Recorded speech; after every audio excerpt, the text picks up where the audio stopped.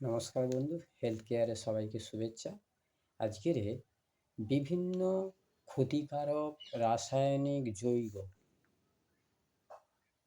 খাদ্যদ্রব্যে, ফলমূলে, শাকসবজিতে মেশানো হয়, সেইগুলো কি করে আপনারা বুঝবেন যে এটা রাসায়নিক দ্রব্য মেশানো আছে, এবং এই সম্পর্কে আলোচনা আর কিভাবে এর সাইড এফেক্ট হয় খেলে, সেই সম্পর্কে আজকের এই ভিডিও। এরকম একটি যৌগ এরিথ্রোসিন। এরিথ্রোসিন হলো গোলাপি রঙের বাণিজ্যিক রং, যেটি সবুজ ও ফল যেটা সবজি ও ফলকে ক্ষতিকারক উপায়ে কৃত্রিমভাবে রঙিন করা হয় যাতে ক্রেতাদের চোখে পড়ে। মূলত তরমুজের ভিতরে খাদ্য উপযোগী শাঁসকে লাল করতে এরিথ্রোসিন ব্যবহার করা হয়।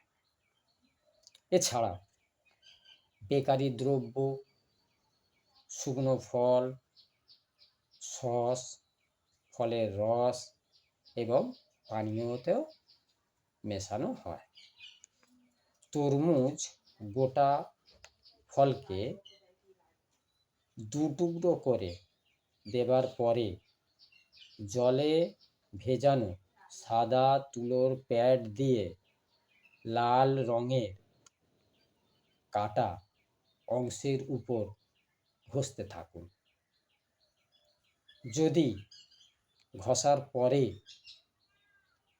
তুলোর রং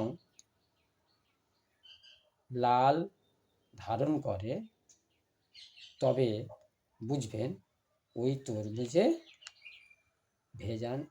ভেজাল ক্ষতিকারক রং এরিথ্রোসিন প্রয়োগ করা হয়েছে।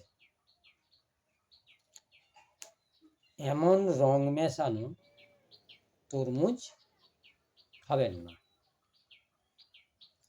এই রং মেশানো সবজি, ফল খেলে বমি, ডায়রিয়া, পাকস্থলীতে ব্যথা এবং খিদে মরে যাওয়ার মতো সমস্যা দেখা দিতে পারে।